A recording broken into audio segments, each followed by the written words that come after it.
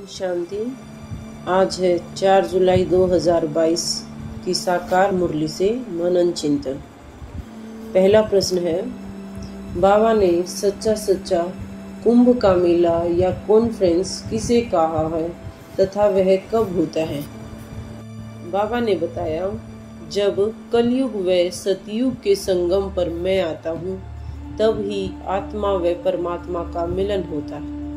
यही number 1 conference या सच्चा सच्चा कुंभ का मेला कहा जाता है। इसी मिलन में आत्माओं को परमात्मा से मुक्ति व जीवन मुक्ति का वर्षा मिलता है। बाबा ने 100% सौभाग्यशाली किन बच्चों को कहा वह उनके लिए क्या कर्तव्य बाबा ने समझाया।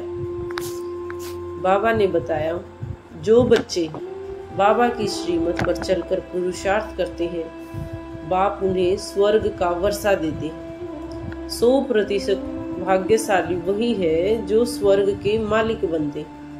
सूर्यवंशी को ही सौभाग्यशाली कहेंगे। त्रेता अर्थात चंद्रवंशी को सौभाग्यशाली नहीं कहेंगे, क्योंकि उसमें 2 कलाएं कम हो जाती।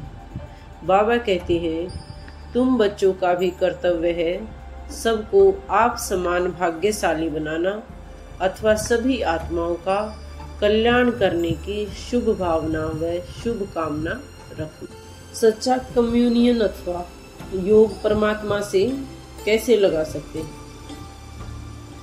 योग, कम्युनियन, याद, मिलाप, मिलन सभी शब्दों का एक ही अर्थ है। तुम्हारा योग है एक शिव बाबा से, तो उसको ही याद करो व अपने दिल की बातें करो। जब आफत आती है तब कहते हैं, हे भगवान मदद करो। अभी तुम बाबा के पास बैठे हो, बाप को ही अपना सच्चा सच्चा कम्युनियन बनाओ। बाबा का बनकर भी दुख या परिस्थिति तो अंत तक आनी ही है। क्यों? बाबा समझाते हैं, बच्चे ड्रामा अनुसार यह दुख सुख तो आना ही है। बच्चे, यह तुम्हारी ही 63 जन्मों का कर्म भोग है, तो इस अंतिम जन्म में सारे हिसाब किताब चुकतू करने हैं।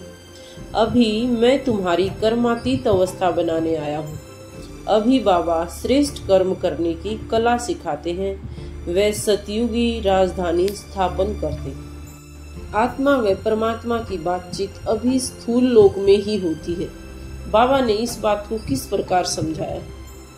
आज की मुरली में बाबा ने बताया, आत्माएं जो मह तत्व में रहती हैं वे यहाँ स्थूल लोक में पार्ट बजाने आई हैं। बाकी निर्वाण धाम में कोई भी बातचीत नहीं करेंगे। वहाँ तो तत्व है, अर्थात निराकार व मौन की दुनिया, वह शांति धाम है। यहाँ आत्मा सुनती है इन ऑर्गन्स से। यह आत्मा व परमात्मा का मिलन एक ही बार होता है। इसलिए ही कहा जाता है, आत्मा व परमात्मा अलग रहे बहुकाल। देवताओं का परमात्मा से कभी मिलन नहीं होता।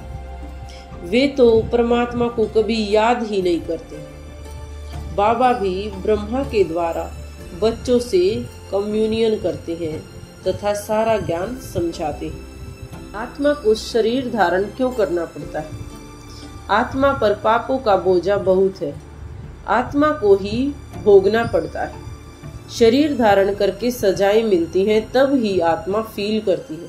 शरीर को चोट लगती है वह दुख आत्मा को होता है, और सुख शरीर को मिलता है तो खुशी भी आत्मा को ही होती है। इसलिए ही पुण्यात्मा व पापात्मा कहा जाता है। आत्मा ही सारा खेल करती है। आत्मा व शरीर के 7 बच्चे कौन से हैं?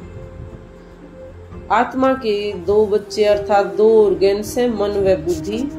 व शरीर की 5 स्थूल कर्मेंद्रियां हैं, तो शरीर व आत्मा के कंबाइंड 7 बच्चे। बाबा ने सारे ज्ञान का सार किन 2 शब्दों में बताया। बाबा ने कहा, भले बाप ज्ञान का सागर है, परंतु यह तो सेकंड की बात है कि मुझे याद करो तो स्वर्ग का वर्षा तुम्हारा ही है। अर्थात मन मना भव मध्याजी भव। मन को मेरे में लगाओ तो स्वर्ग की बादशाही आपकी है। बाकी सब फालतू की कॉन्फ्रेंसेज है। सेकंड में जीवन मुक्ति देने वाला केवल एक बाप है। अतीन्द्रिय सुख की अधिकारी आत्माओं की क्या निशानियां हैं? अतीन्द्रिय सुख की अधिकारी आत्माओं की निशानियां हैं। नंबर 1, वे सदा बाप के साथ सुखों के झूलों में झूलती हैं। दूसरा, उनका वायदा है ना दुख देंगे ना दुख लेंगे। अगर कोई जबरदस्ती दुख दे तो उसे भी वे धारण नहीं करेंगी। नंबर 3, अतीन्द्रिय सुख वाली आत्माओं का काम ही है सुख देना व सुख लेना। वे सदा सुखमय संसार में रहने वाली सुख स्वरूप आत्मा होंगी। सर्व का सहयोग पाने का बाबा ने क्या फॉर्मूला आज हमें बताया?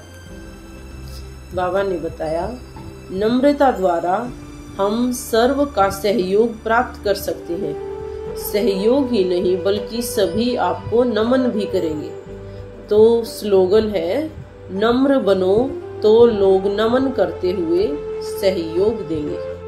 आज की मुरली से हमारा स्वमान रहेंगे, मैं नम्रचित आत्मा हूँ। मैं सदा अतीन्द्रिय सुख के झूले में झूलने वाली कंबाइंड आत्मा। अच्छा, ओम शांति, ओम शांति, ओम शांति।